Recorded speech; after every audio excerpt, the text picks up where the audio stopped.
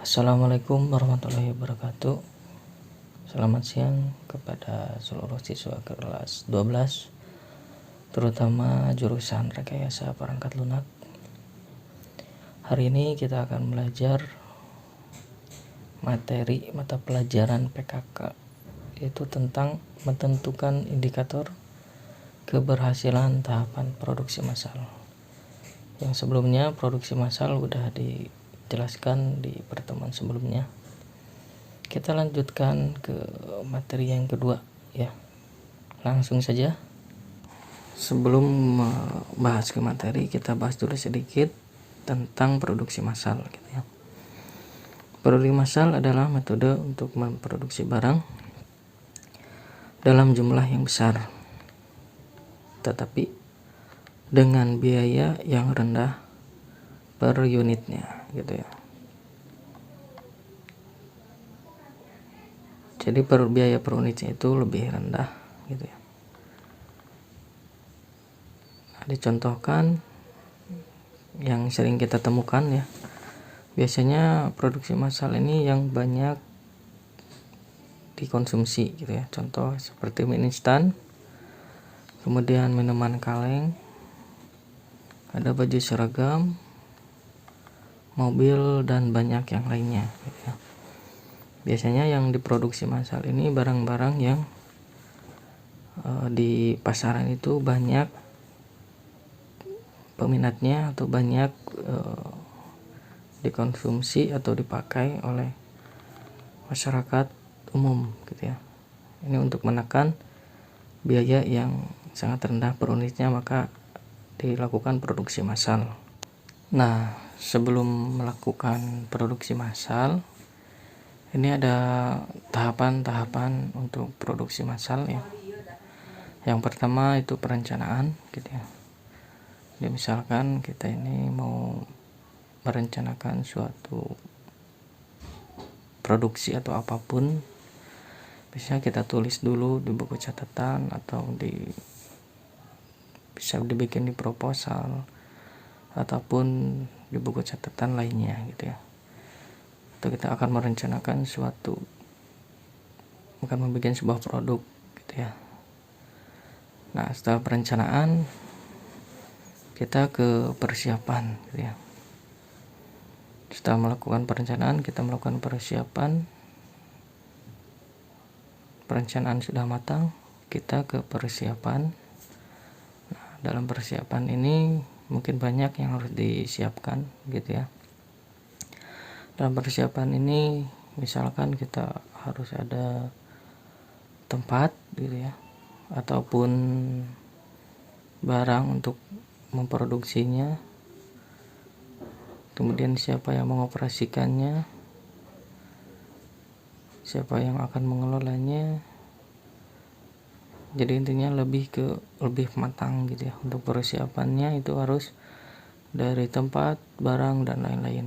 Nah, setelah semua disiapkan, kita akan melakukan pelaksanaan dan pengendalian gitu ya. Nah, ini dalam tahap pelaksanaan itu harus dilaksanakan dengan sebaik mungkin gitu. Nah, kemudian pengendalian juga sangat penting ya. Ketika pelaksanaan itu harus ada pengendalian yang sangat baik gitu ya. Nah, setelah pengendalian, evaluasi dan pengembangan gitu ya. Untuk evaluasi ini sangat diperlukan sekali gitu ya. Setiap produksi harus dilakukan evaluasi apakah ada kekurangan ataupun kelebihan. Nah, kemudian ada pengembangan juga gitu ya.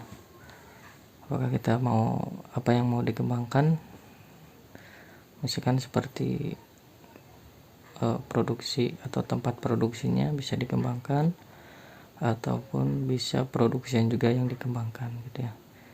Jadi evaluasi dan pengembangan ini sangat penting. Inilah keempat tahapan produksi massal.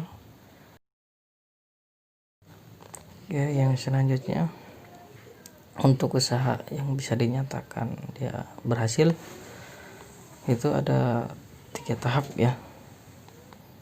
Mungkin dari yang pertama rencana. Misalkan rencana ini sesuai gitu ya dengan proses pelaksanaannya. Apa yang kita udah rencanakan dan di proses pelaksanaan pun sesuai gitu ya. Nah, setelah rencana dan proses pelaksanaan ini sesuai, nah kita lihat hasil usahanya gitu ya. Apakah hasil usaha itu, hasil yang dicapainya itu sesuai. Nah, ketiga ini sangat penting.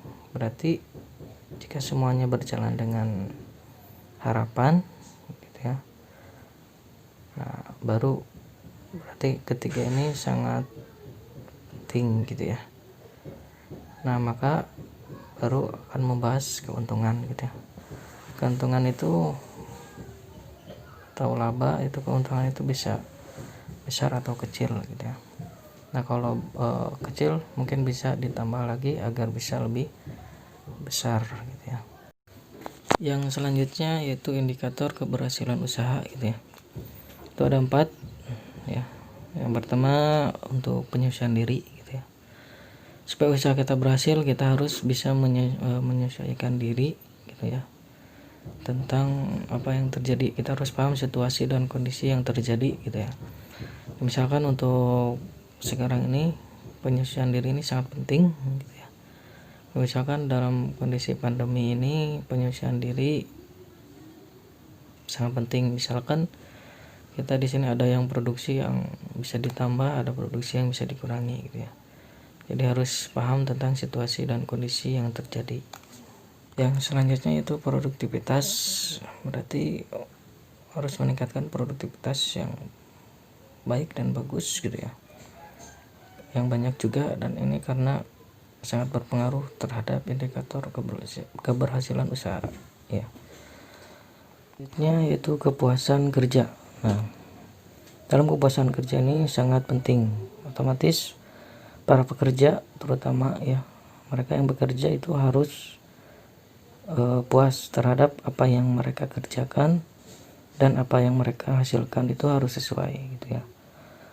Karena ini sangat penting sekali untuk keberhasilan usaha dari setiap orang ataupun setiap perusahaan. Jadi harus diutamakan juga untuk kepuasan para pekerjanya. Yang selanjutnya yang keempat, kemampuan mendapatkan laba dan sumber daya gitu ya. Untuk mendapatkan laba atau keuntungan berarti semua dituntut untuk bisa mendapatkan keuntungan atau laba di setiap perusahaannya. Nah, kemudian yang selanjutnya yaitu sumber daya. Nah, bagaimana kita mendapatkan sumber daya? Diibaratkan kita sebuah perusahaan air minum gitu ya. Nah, berarti bagaimana caranya supaya kita bisa mendapatkan sumber daya air tersebut agar bisa produksinya agar tetap bisa berjalan gitu ya sebagaimana mestinya. Selanjutnya ini ada indikator keberhasilan usaha menurut pakar wirausaha. Nah, indikator keberhasilan usaha ini menurut Bapak Suryana gitu ya.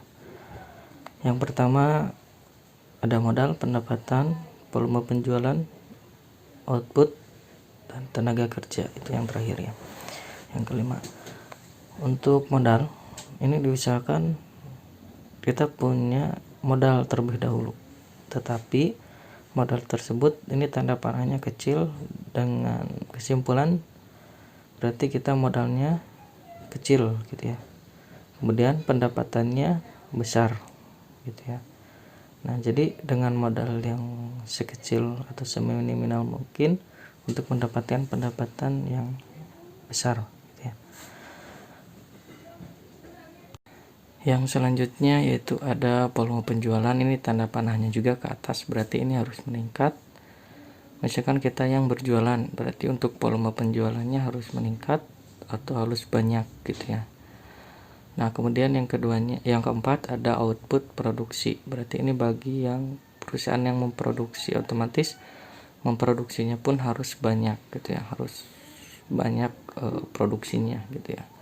Nah, yang selanjutnya yaitu ada tenaga kerja. Nah, untuk tenaga kerja ini panahnya ke bawah, berarti otomatis kita harus mendapatkan tenaga kerja yang ahli, kemudian yang produktif, yang rajin, dan murah gitu ya.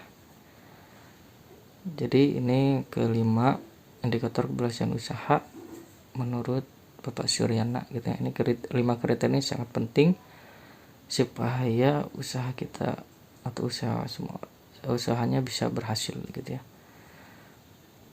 Nah, untuk ini tugasnya ada ya, untuk indikator keberhasilan usaha menurut diri sendiri gitu ya. Silakan dituliskan tugasnya dan dikirimkan. Itu saja. Assalamualaikum warahmatullahi wabarakatuh.